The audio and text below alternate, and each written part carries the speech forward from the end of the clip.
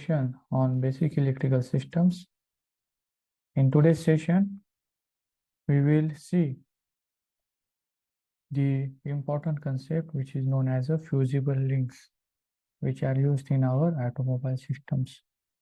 Along with that, we will see the terminals and the connectors and the seals for the electrical connections.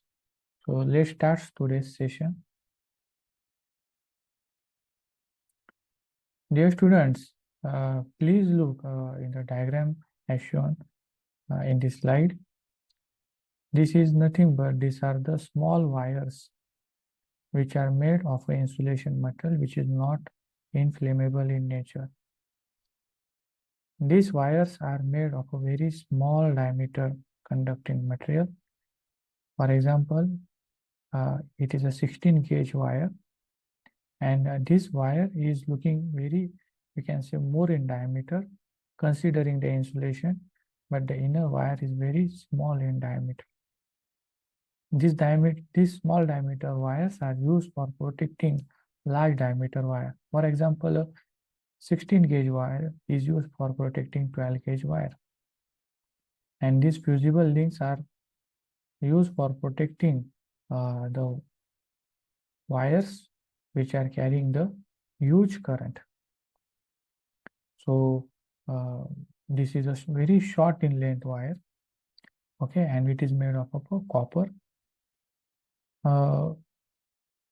These wires, when we are using, okay, the excessive current flow from this wire causes these fusible links inside to melt and open the circuit and to avoid the current flow. These wires are identified by the name fusible link tag at the junction between the fusible links and standard chassis wiring. Okay, fusible links are the backup system for the circuit protections. All current except the current which is used for the starter motor flows through fusible link and through individual circuit fuses. It is possible that fusible link will melt and will not allow the fuse to blow. Fusible links are installed as close to the battery as possible so that they can protect the wiring and the circuit coming directly from the battery. Now, how to check the fusible link, whether it is in melted or whether it is open or whether it is closed? So the simple method is by using the continuity of a multimeter, we can test this fusible link. If you don't have a multimeter, we can use a simple method of stretching the fusible link. If the inside terminal or inside element is intact, then this fusible link will not stretch. And if the internal element is broken, by stretching the fusible link, it will easily stretch. By using this method, you can test this fusible links internal elements connections. Now what happens? We are using certain dielectric silicon or the lithium-based grease inside the connectors. Okay, these are the connectors which are used for connecting the electrical contacts in our automobiles. And this serves a very important purpose. Suppose what happens, the moisture in the air get accumulated on these connectors, and due to its oxidation, it causes a corrosion.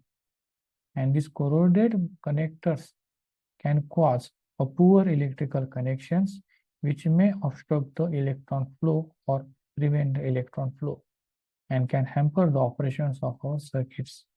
Therefore, in order to avoid this corrosion on these connectors, these are generally coated with a dielectron silicon or a lithium-based grease, which prevents the moisture getting into and attacking the connectors. Now the next important part, the terminals and the connectors. A terminal is a metal fastener that is attached to the end of the wire, which makes the electrical connections. The term Connectors usually refer to the plastic portion that snaps or connects them together, thereby making a mechanical connections. As we already know that in a case of automobile, due to the vibrations and the road conditions, the bouncing of the vehicles, there can be chances of these electrical connections or to become open due to these loose contacts. Therefore, we have to make the contact mechanically very strong so that they can resist these vibrations and these bouncy vehicles on the potholes. Therefore, there are certain wire terminals ends usually snap into and held together by connectors. There is a male and female combination that is snapped together, thereby completing an electrical connections. The connectors which are exposed to the environment are also equipped with a weather-tight seal. Now we will see one sample weather-tight seal. Here we can see this is a weather-tight seal that do not allow the external moisture to come inside the wires or the connectors and prevent the accumulation of the, we can say, moisture inside and prevents the corrosion of the connectors. Now here in this diagram, you can see the connectors and there is a certain locking arrangement that are used for these connectors.